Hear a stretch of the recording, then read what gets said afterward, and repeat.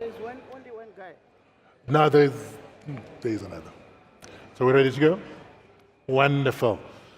Well, good afternoon. It'd be a good idea to have some people come to the front, you know?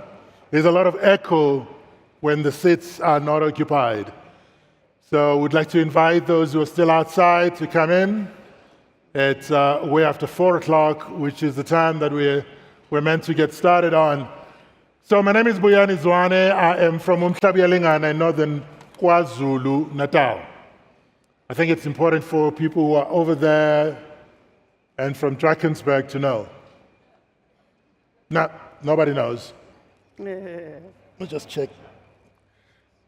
Oh, thank you. So it truly is a pleasure for me to be able to be moderating this session with you. It is a pleasure to welcome you to what is going to be the inaugural ministerial panel at this Oppenheimer Research Conference. As an organization, this research and conservation prides itself on bridging the gap between stakeholders in conservation, science, policy, and practice. Earlier on, we've been busy in conversation amongst ourselves, and we begin to realize that we need to be able to find a way of connecting with policymakers. The last presentation from Linda Uhle was already making reference to the importance of connecting with government and the key persons in government. As this conference continues to grow in strength, we realized that it was high time we brought policymakers into the room as well. For that purpose, we have ministers. We've come through and we've brought them from a whole variety of places in SADC, as well as Sierra Leone. You've seen in your record, they're busy schedules, and every time they've got to be juggling between what they do in interacting with citizenry as well as those who are in government. So, unfortunately, some of our panel members could not be here in person, but as you can see on the screen, we've got our panelist coming through from Sierra Leone. He's ready, he's prepared, and he's going to be sharing some key insights with us, and we're excited about that.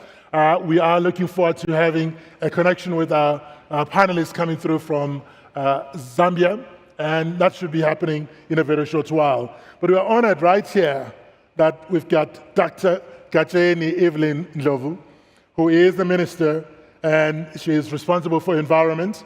And we've got a professor who's been writing like prolifically, more than 50 articles, and making sure that people understand what's involved in conservation, Patience Kandiwa.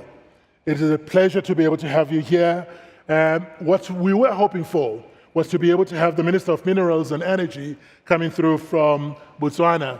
Unfortunately, she's not been able to connect with us. But Jewo Abdullahi, the Minister of Environment and Climate in Sierra Leone, is with us, so you can give us a wave so we know that we are with you. Thank you so very much.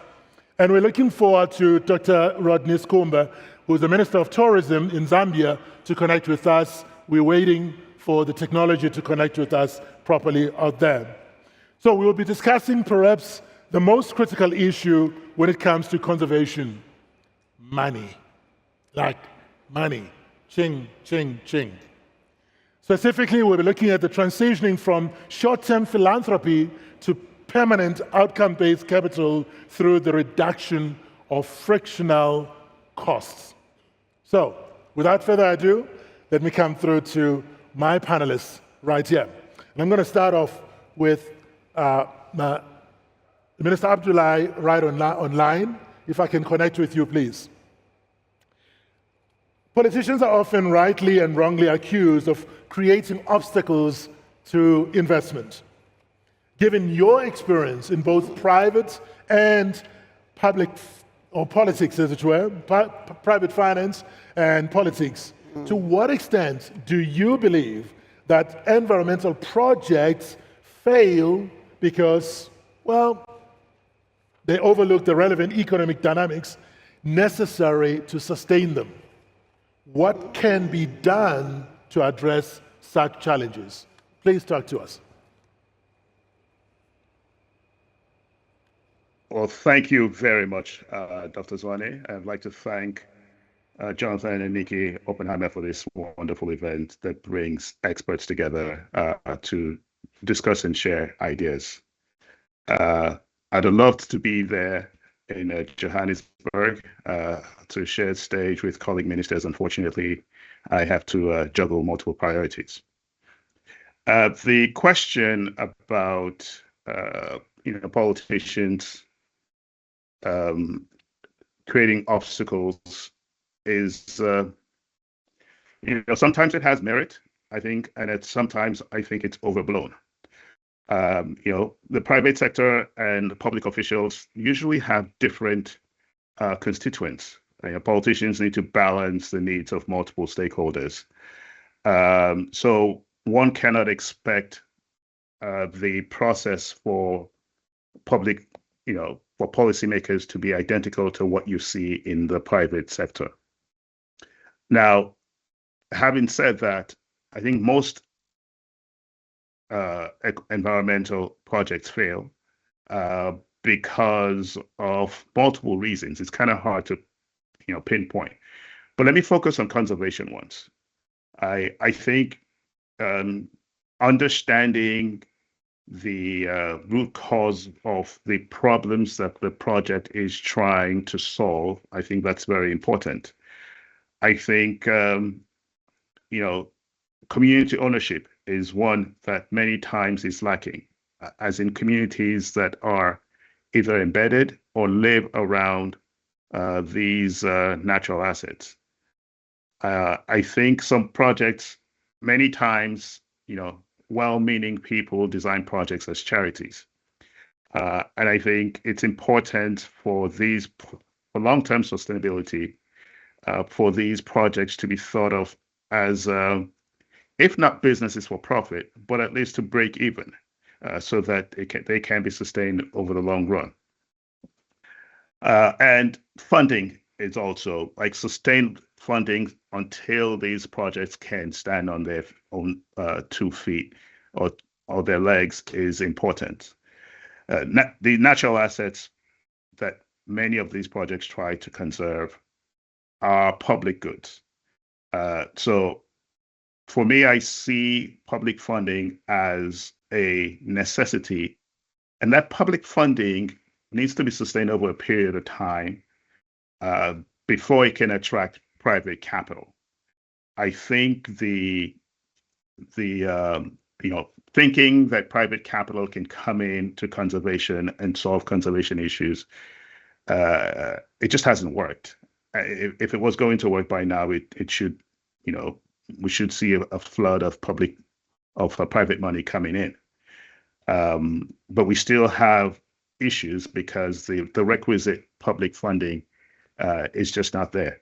In many cases, for countries like Sierra Leone, the domestic funding is not going to be able to address these issues. And for countries like Sierra Leone, where these natural assets provide services not just to us, but they provide services globally, we think that we as countries can do our part. But at the same time, the global community should really think of these as critical global assets that are necessary for humanity and fund them accordingly. The scale has to be there, and there has to be a seamless access to this funding. I think if we can address those things, then we are likely to see an increase in success of these conservation efforts. Now, in Sierra Leone, we are designing our projects now to deal with 3 of these issues, right?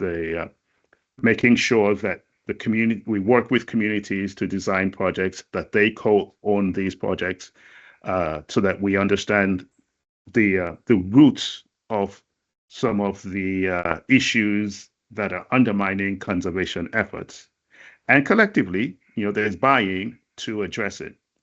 We're working with communities to ensure that these interventions are on a path to sustainability. And I mean economic sustainability. And making sure that they are in the driver's seat. And on the funding side, yes, we're pushing the Treasury, but realistically, we understand the Treasury has lots of priorities, and the Treasury cannot really fund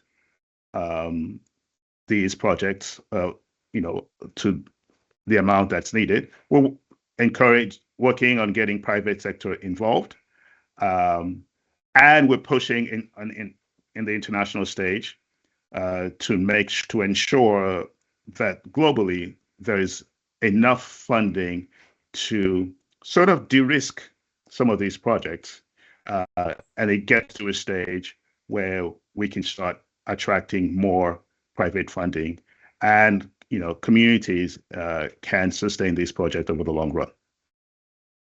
So those are some of the things, on the global stage. We keep stressing the scale has to be enough to deal with the problem, and it has to be seamless.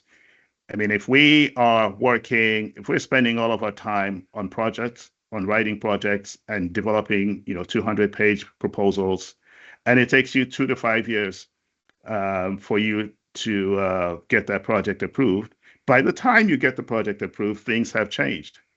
You almost need to spend the next year or two redesigning the project, because things have changed since you started working on your project. So we'll continue our push on the global stage to ensure that the financing mechanisms that have been put in place to fund conservation efforts globally, the scale is increased, and the access to the funding is made more seamless.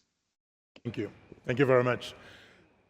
Honorable Dr. Ndlovu, you shared some very insightful information earlier in the morning as you stepped in to give us a keynote. I'd like for you to be able to just talk to us around the area of tourism. In the neighborhoods, as Zambia is seeing a growth in terms of its tourism, and I'm just wondering from your side whether there are any factors that are enabling more of the conservation to attract people to the country so that they actually get to appreciate the breathtaking landscapes that are there. Would that contribute somewhat in terms of ensuring that there is an alignment between tourism and conservation and all that? Thank you very much for that question. Let me say Zimbabwe is very attractive. Of course. That's the first mark that we have. Yeah. Zimbabwe is a very attractive destination. We are an enemy to none, and a friend to all. Sure. And that slogan has made Zimbabwe attractive destination for tourism. Right. The second point is that after COVID, we worked on our national parks, all the conservancies that we have, to make sure that we build capacity within those conservancies. And the conservancies that we have in Zimbabwe are very attractive, and they attract tourists. They come to see our animals. Yes. They come to see our landscape. Right. Because we've got an array of landscape, a beautiful layout. I think in the world is one of the beautiful layouts. Because you go to Midlands, you are seeing tracts and tracts of flatland. Sure. And then you go into another province, you find quite a different scenario. You are in the Matopo Hills, you are seeing these big rocks that are very attractive to tourists. Sure. And the cultural villages that are there in the Matopo area are also a source of attraction for our people, for the people from overseas. I think I read this morning that Zimbabwe is being rated very high on the international market. Forbes magazine. As a destination for tourism. Yep. And we are doing everything that we can. And it has got one other asset which people don't understand. Our people are just naturally friendly. And our people are naturally courteous. When you get to Zimbabwe, into a hotel or into a lodge, you know that you're going to be received well. Sure. Even at the airport, when you get a taxi driver, you know that exactly the taxi driver will take me from one point to the other. And it's very safe. It's a calm society, a society that is receptive to other people. So that's the strength of Zimbabwe. And then we've got some of the assets like the Zambezi, which we share with Zambia. Yes. The Zambezi River, which is one of our wetlands. Yes. Again, that river and the falls themselves, they attract a lot of people because it's one of the wonders of the world, sure. The natural wonders of the world. So we have the capacity to entertain. We have the capacity to receive people, to welcome people. And then our facilities at the Elephant Hills and other hotels, they are just there, magnificent, giant structures that are so attractive that you cannot fail to come back. Sure. In this year, we hosted COP 15. Yeah. The numbers of people that came there was amazing. We had 174 countries. Of those, 172 were members of the Ramsar Convention. Okay. One was just a tourist who had come to see and we go back. The other country was coming to observe. Mm-hmm. And by the end of COP 15, he had joined the COP. Well done. He had joined. Because really the atmosphere was so receptive. Our First Lady had brought in a kitchen where we are selling our own traditional foods. Yeah. And our traditional food, our cuisines, were so attractive to so many people that they were never looking at the chips, fish and chips, chicken and quarter chicken and chips. They were now going towards the gastronomy. To go and enjoy the natural food that Zimbabwe provides. Yeah. Zimbabwe is a destination that you will never forget. If you go to the Eastern Highlands, it's another setup with a lot of mountains. Right. With flat land where we grow our tea. Right. We grow our coffee. It's a unique country, that one. Great. The land between the two rivers. It's just a unique country that has got people that are so friendly and receptive to other guests. They know humanity. They know that people are the major asset. Prof is probing for something with you. Yes, she will answer that.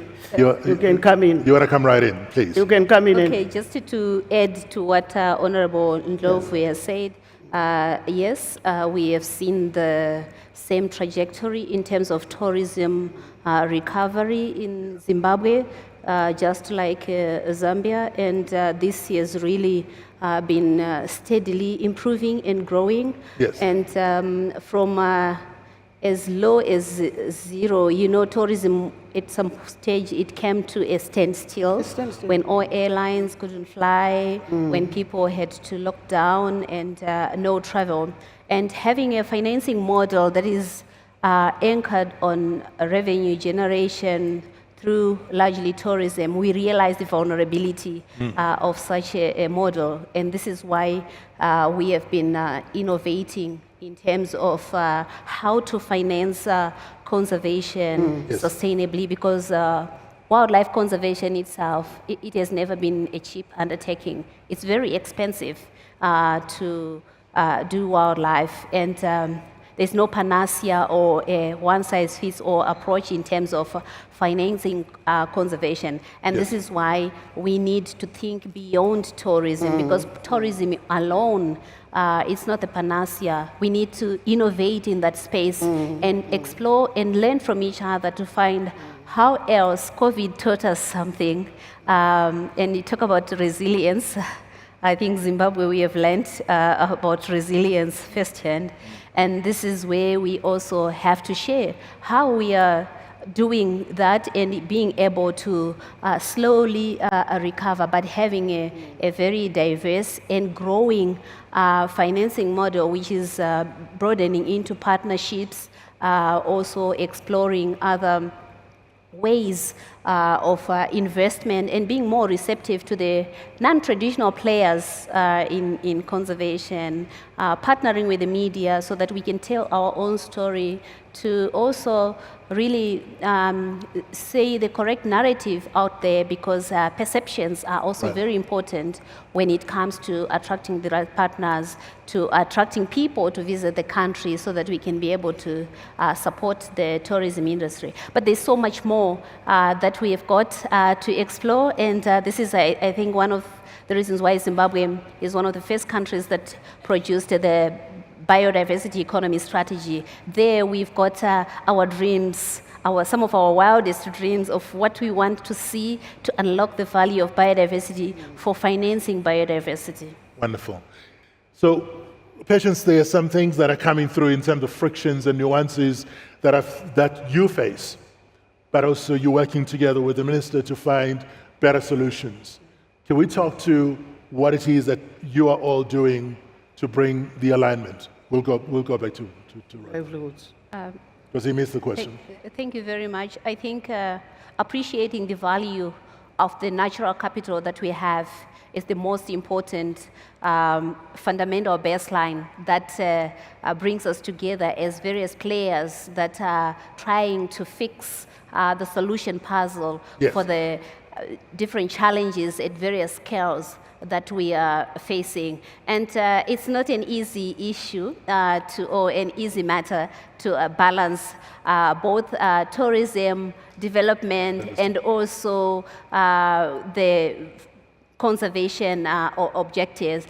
We need to set the limits of acceptable use, the limits of development, how much we can tolerate development. And this has to be not just a wish, but we need to see it in our blueprints for the protected area estate. For example, in Zimbabwe, almost it's our endeavor that we have protected area management plans that are approved by the minister, by government. Right. So I think most of our national parks, safari areas have got approved protected area, but going beyond the protected areas and also defining and finding each other, planning together consultatively and make sure that these are multi-stakeholder processes that take into consideration different needs and looking at these issues through different lenses. It helps us to manage expectations and to manage the friction so that we are guided all by the bigger picture, which is a shared vision that we have in terms of our aspirations as a country, which is defined in our National Biodiversity Strategy and Action Plan, but also in terms of the targets that we have to achieve under the 17 Sustainable Development Goals, and of course, the Global Biodiversity Framework that we adopted in 2022 at the CBD COP. Thank you. Fabulous. Minister Skuma, thank you very much. So glad that we were able to connect with you. We know one thing, that conservation plays a big part in terms of helping us to be able to generate, tourism helps us to be able to generate funding that could help us to build on conservation. We understand that this past year, you had well over 2.19 million visitors coming over, which was a 35.3% increase on what you had in 2023. On one level, this is a clear example of how to generate long-term permanent capital to meet your climate goals. However, the increased footfall also brings challenges in protecting biodiversity alongside the increased risk of human-wildlife conflict. How does the balance and the balancing of this happen in your watch, and how do you handle these different priorities? Well, thank you very much, Dr. Zwane, for having me, and I apologize most sincerely for having delayed in joining the meeting. Just to really thank you for the invitation, Kathy, from the Oppenheimer Foundation. Thank you so much. And it's always good to see my good friends. Minister, good to see you, albeit electronically, and obviously Patience, good to see you as well. I would have loved to be in this meeting in person, but obviously circumstances beyond my control seem to have really taken the toll. Now, just to go quickly into your question, yes, and thank you very much. We've seen a surge in the tourist arrivals in Zambia, and it's all concerted efforts from us in Zambia and indeed within the region.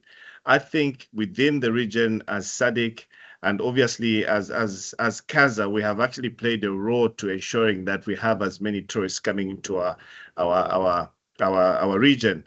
And I say so about CASA because my minister there sitting, Dr. Ndovu, is the current chairperson for CASA. And this purely lies squarely on us as ministers to see what we could possibly do with the increase of tourists coming to our country, and indeed how we can actually create a balancing act to protect our biodiversity and preserve our natural ecosystems.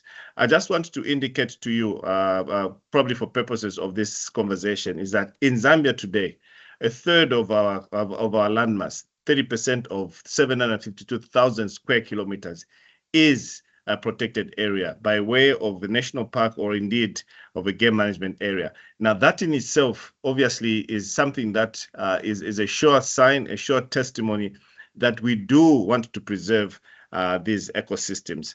But then again, in as much as we're trying to preserve these ecosystems, you've actually seen that the increase in population of the animals because of the protection, the conservation efforts that we're putting in is actually growing.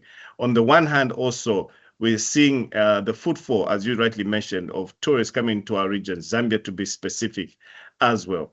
Now, the two good problems, I'd like to call them, that we currently are experiencing right now is, yes, there's a lot of people coming into our national parks. What do we do? Yes, there's a lot of people wanting to invest in the same national parks. What is it that we can possibly do? Now, that in itself puts us in what I'll probably call a quandary as regards to what do we actually need to do.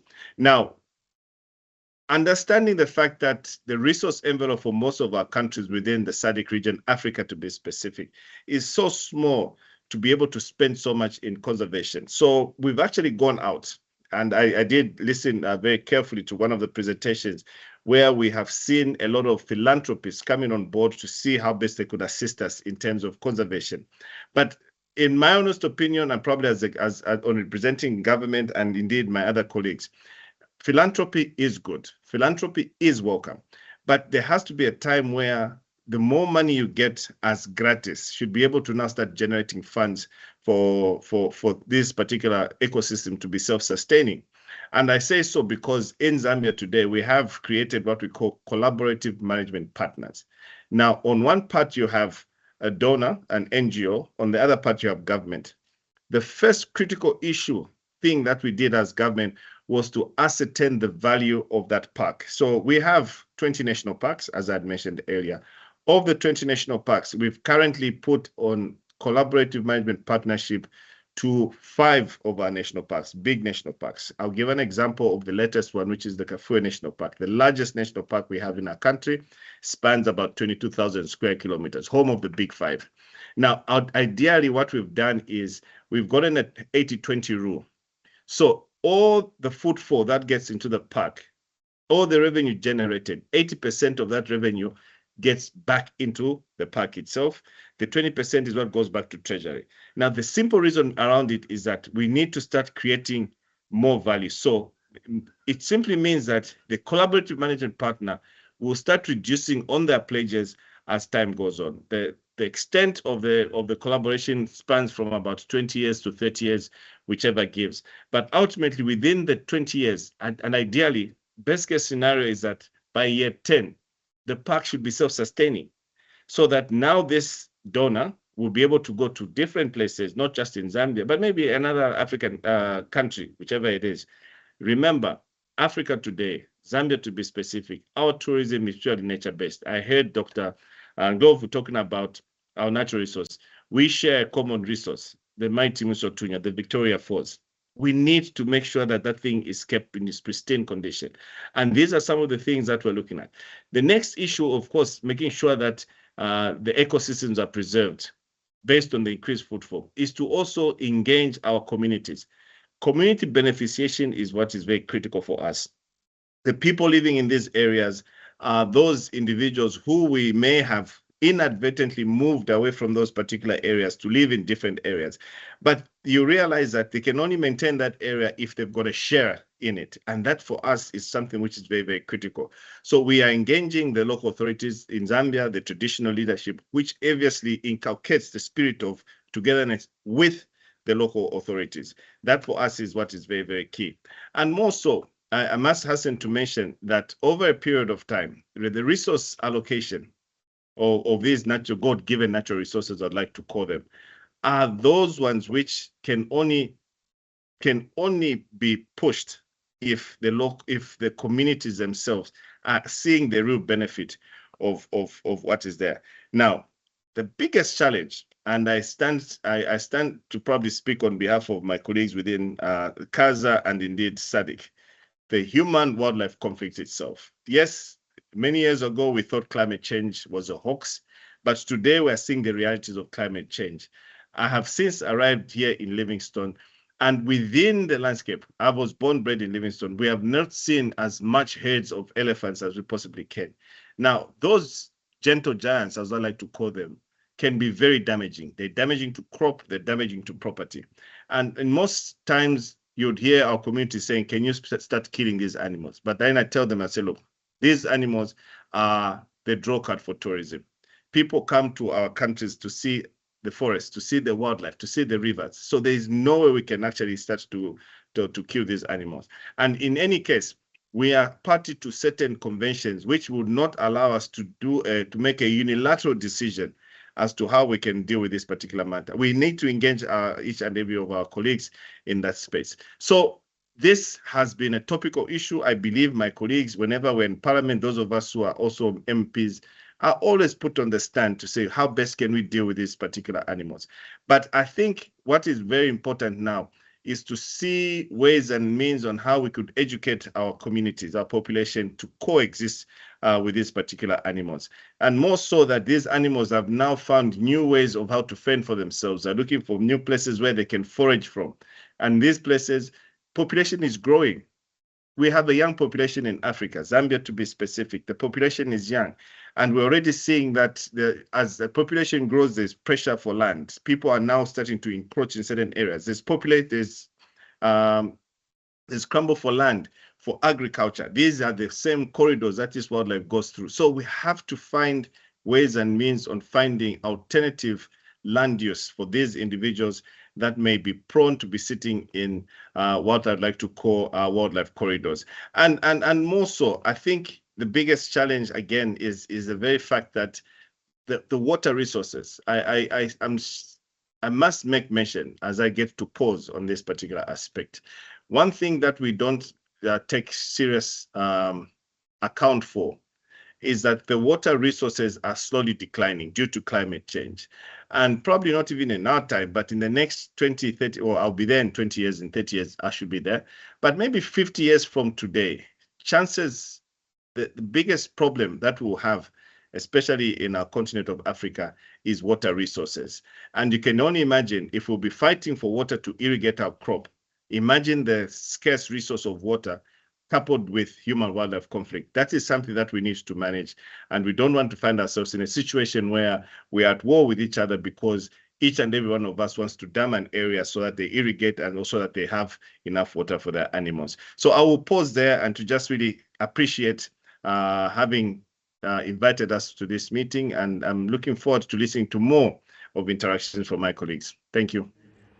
Mr. Skumba, thank you very much. I'd like to turn specifically to the term of frictional costs.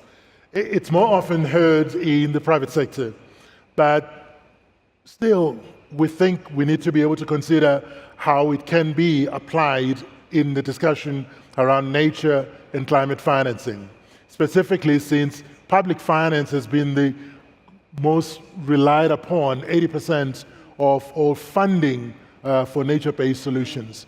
So what I'd like to be able to do is to just turn around to yourselves as my panelists. There are a number of climate and nature financing organizations. We've got the GEF, the Global Environment Facility. We've got the GCF, the Green Climate Fund. And recently, we've got the UNFCCC.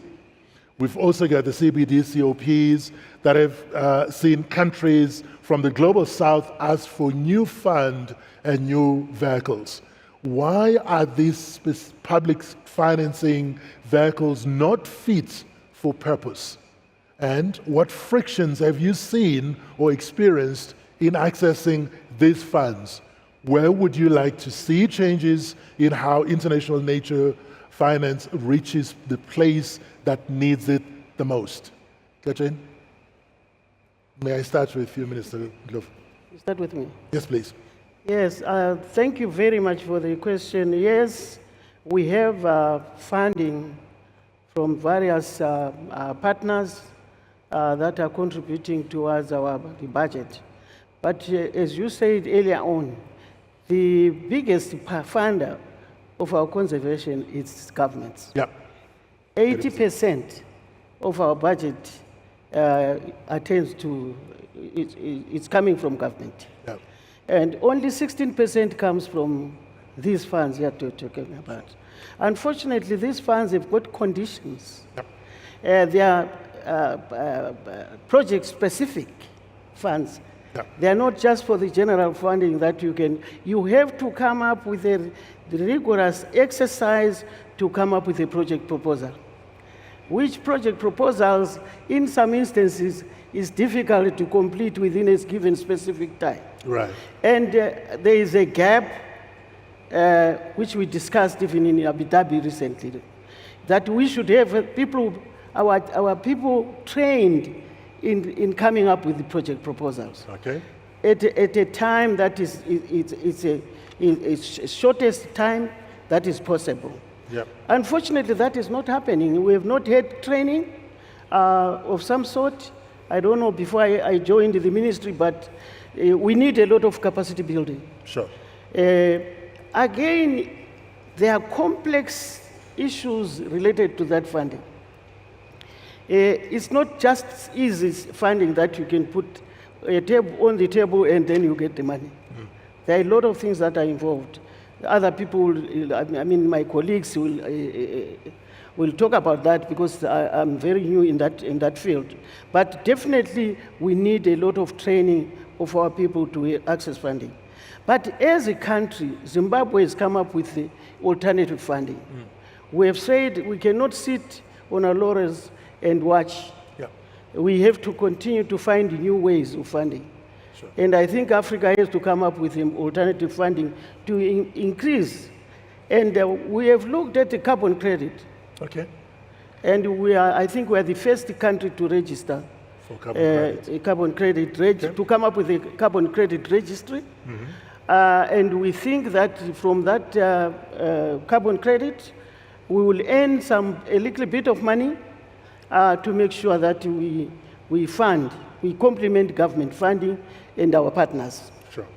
We have also looked at the attracting investment in the conservation area, Good. so that we have more private sector participation in this activity. Right. Alone, we cannot make it as governments, so we are looking for partners, and we've looked for partners, for instance, for them. National parks, they've got a partner, and I think things are changing now. Right. The face of national parks is changing. The facilities that they had in terms of accommodation have been renovated.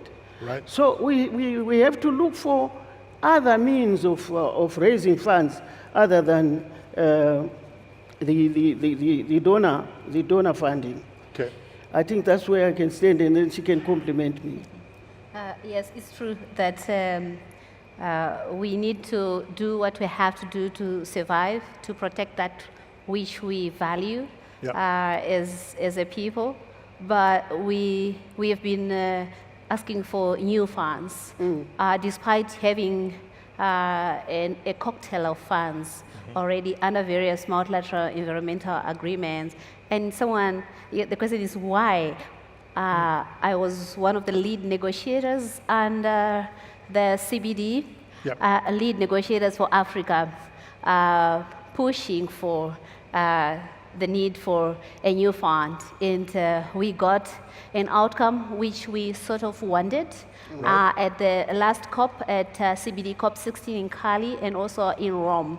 As far as the Cali fund relating to the benefits that should accrue from the utilization of digital sequencing information. That fund was not there, but under the Nagoya Protocol, which is a daughter instrument to the CBD, we needed that because there was no mechanism. Some big corporates were coming, approaching our countries to say, we would want to utilize this aloe species, or we would want to, but somehow when you don't have the instruments, or when there's no mechanism to have, the port where everybody can put, and then there is a mechanism and the modalities and legal matters that can govern that, then it doesn't mean that we can be able to explore and benefit from that fund. Right. When you look at the Global Environment Facility, I think it's a public secret that it has got its own limitations. When you look at Article 39 of the CBD Convention text, it's very clear what GEF is. There is an interim financing arrangement. That's what the text of the convention says. So until when are we going to remain in limbo with an interim arrangement? The COP needed an instrument that is under the control and also where we've got the COP or the parties also making decisions. Right. We appreciate there's a lot that we have achieved with the GEF, all the operational funding cycles, but there are limits also in terms of even the governance and the extent to which certain reforms that we want to see as parties can also be effected. There are limits, considering that some of the big financiers for GEF actually, they are actually non-parties to the CBD. So this is why, one of the reasons why we have been asking for a fund or a designation of a specific fund or asking for new mechanisms. But also things have changed. This new information that is emerging, these technologies and new tools and mechanisms and new information which we didn't have a long time ago. So we cannot say, oh, there's some funds that were established in 19 Stone X, so we're going to stick with that. No, we are going to innovate also in that space and use that new information, natural capital accounting, and all these other tools and technologies that we can now be able to use to see the value of that which we have. Sometimes when even there's donors that are coming to the table to put monies, we were feeling at some stage that we're not putting anything on the table because we didn't know what's the value of the tree. Right. But now, with all this new information that even the phytoplankton that is in our waters are actually sequestering carbon, we're like, oh, okay, so we've got something. That's also capital. So we have to go back to the negotiation table and say, hey, we've got this much. So it's an evolution. And we need to keep strengthening and also refining and finding other new innovative ways to finance nature, because the decisions that we have also been adopting have been increasing. So we need to match that ambition with the requisite resources that are required for us to achieve that ambition. It's very ambitious. We cannot just agree on the ambition and then fail to agree on the means of implementation. Sure. The means of implementation need to match the ambition that we have. And this is why we have been asking for new funds and learning more and more about conservation trust funds, debts for nature swaps. There's examples of other countries like Belize, other countries that have done well, debts for nature swaps, and other, innovative mechanisms that we also want to experiment and explore so that we can sustain these natural resources for generations to come. Brilliant. Let me cross over to Sierra Leone. Minister Abdullahi, you've got Protect Sierra Leone right behind you, so there's got to be much that you can say around this frictional costing. Please, can you share your thoughts? I mean, I think the frustrations with the frictions to funding is shared by most countries. And that's why we keep stressing, there are three things we usually ask for these funding mechanisms. I think the previous speaker mentioned. One is the governance, two is the scale, and the third is the seamless access that needs to happen. One of the things is I think globally we should start thinking about nature as infrastructure that's critical to the survival of humanity. And I think if we think of it that way, then public funding for it globally would be thought of the same way countries think about funding of roads, bridges, or any public infrastructure that our economies depend on. And the reason I say that is we should not be looking at funding for nature as charity, because it isn't. It essentially is funding something that all of humanity depends on. And I think if that mindset is changed from, oh, well, this is something we give to the countries that host these assets as charity so they can protect. If we switch towards, oh, this is something that humanity needs, and it is in our collective interest to fund it so that it can be protected, not just for current generations, but future generations, I think we can start moving in the right path.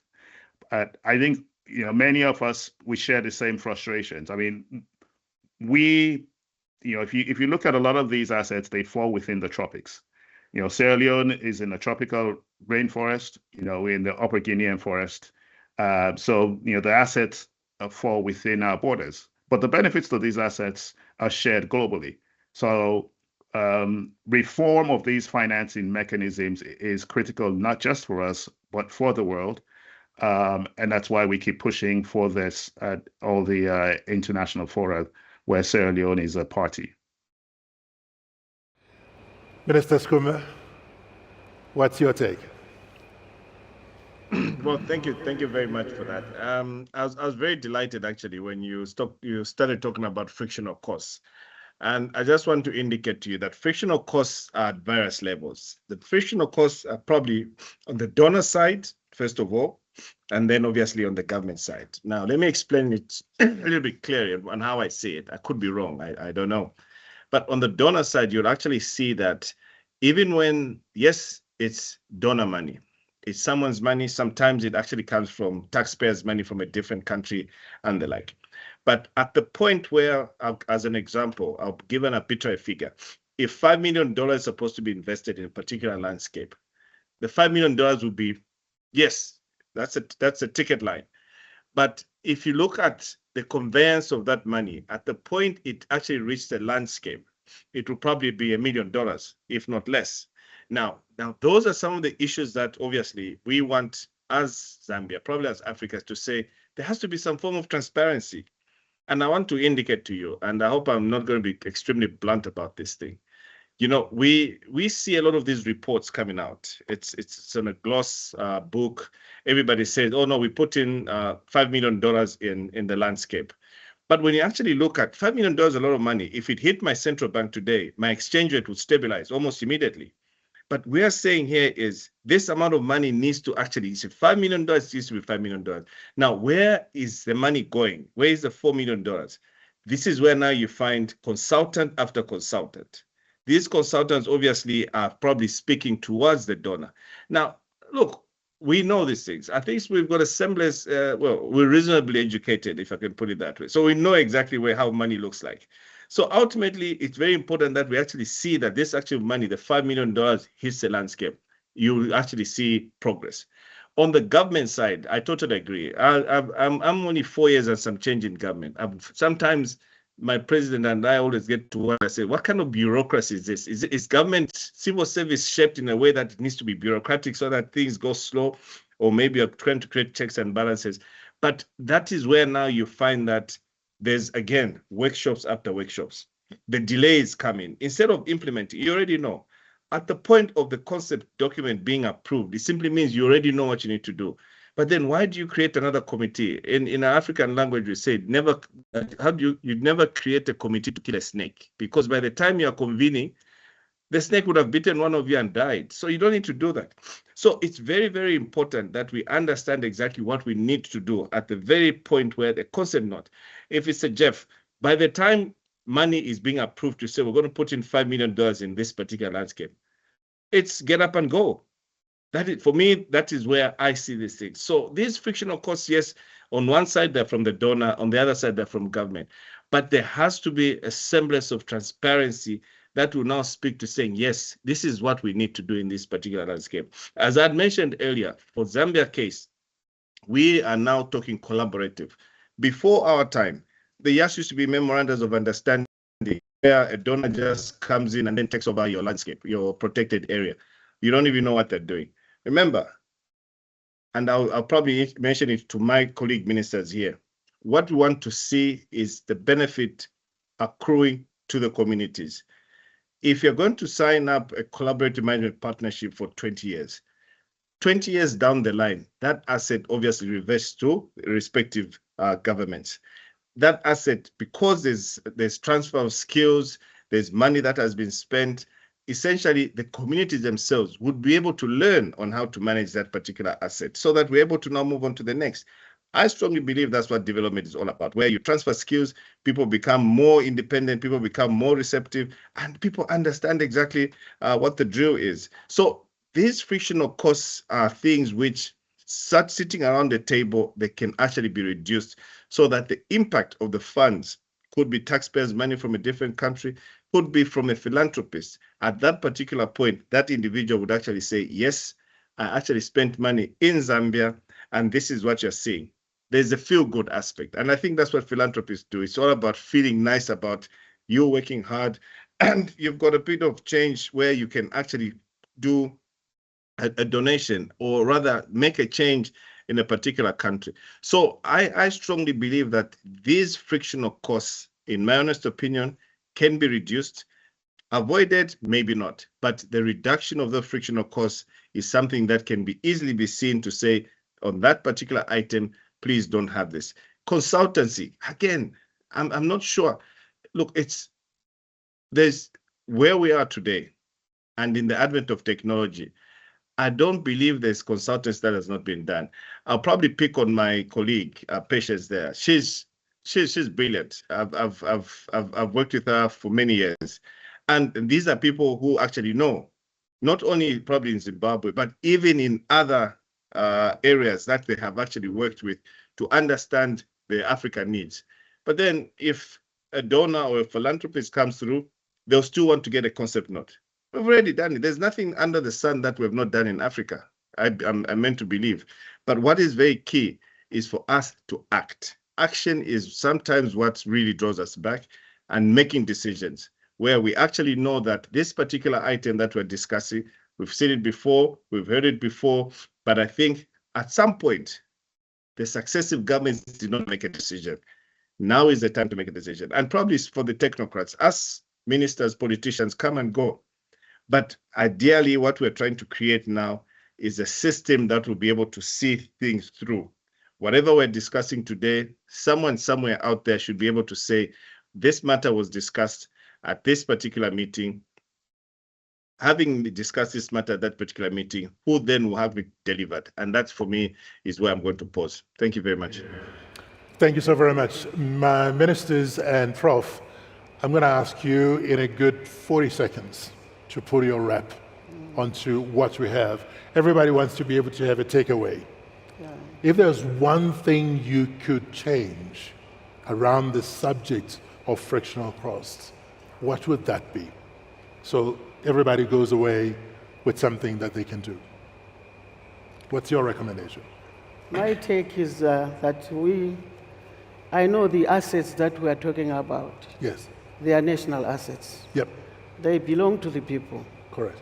So we, at all costs, we must find the resources to manage those assets. Yep. At all costs, as governments. I know it's very difficult to us to continue to want to privatize those assets, But it's very difficult, again, because of the human-wildlife conflict which exists. So we have to be very careful as to how we handle those assets. As a government ourselves, we've decided that we have to come up with funding, Okay. alternative funding. Okay. And the alternative funding that we have done, we have negotiated with financial institutions Right. to create a trust fund Okay. that probably can assist us to run with the projects in the campfire style, All right. the old campfire style, so that at least we can manage those centers effectively using our own budget and the money that we get from this trust fund. But I know it comes with a cost. Of course. I know it comes with a cost. Of course, we'll continue to talk to our friends so that they continue to support us. Because you've got no enemies. We have no enemies. Yeah. So we'll continue to talk to our friends so that they continue to help us. And we negotiate for better terms. And again, I repeat, capacity building of our people. Thank you. So that our people can prepare documents timeously for funding so that the projects don't lapse before funding comes. Let's cross over to Sierra Leone. Minister Abdullahi. I'm right. Yeah. Keep mine short. I think we need to streamline access to the financing mechanisms. I think the projects themselves to be streamlined. And I think all of my colleagues here share the same views. And I think we should try to ensure that as much of the funding goes to these communities so we have value for money and we can roll out projects which can be sustained over the long run. Wonderful. Thank you very much. Minister Skume. Well, thank you very much. I think I did say enough. I won't be long. I think what is important is, again, we have systems which I strongly believe, especially within our region, Africa, well, probably say CASA, SADC, COMESA, Africa, where we can learn from each other, best practices. Frictional cost, again, is not wanting to copy shamelessly.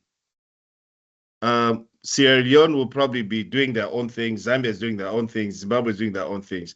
But if we are together, the funding that we're getting, whoever is going to come to make a donation to us in the way of as a philanthropist, we should be able to have a best practice somewhere. I mean, the best in class is who we get to copy from, and I'm not shameless about that. I'm shameless. So it's very, very important that we see how we can speak to each other within the African continent. After all, we've got the largest natural resources in the world today. So based on that, I think there has to be more collaboration, no more competition. In Africa, us young ones actually just discovered that there was competition, but I think now we are moving into collaboration. I'm sure the Minister Ndlovu here understands my sentiments, and her and I have been in discussions for a very long time, bearing in mind that we share one simple resource, beautiful resource, the Musotunya Victoria Falls. We no longer say which side is better. We always say, just come and visit the Musotunya Victoria Falls, and that's it. Thank you. Thank you so very much. Prof? Thank you. I think many of the things have been said, but I would say in a few words, we need mindset transformation and changing our attitude towards how we value and see nature. There are some things we need to unlearn, such as always thinking about the begging bowl. There's some things that we need to learn, such as researchers and scientists here, how we can innovate around creating biodiversity credits. And there's some things that we need to relearn also, so that when we reflect in the future, future generations and our kids' kids should not curse us for the decisions we're making today. Professor, you know how to close this. Thank you so very much. And truly, ministers, I truly appreciate your participation in this. I know you have very competing challenges onto your diaries, and you made it that this session could run. Audience, thank you very much for staying with us. It's been an honor working with you, sharing our ideas with you. Please have the greatest and best of this evening. Thank you very much.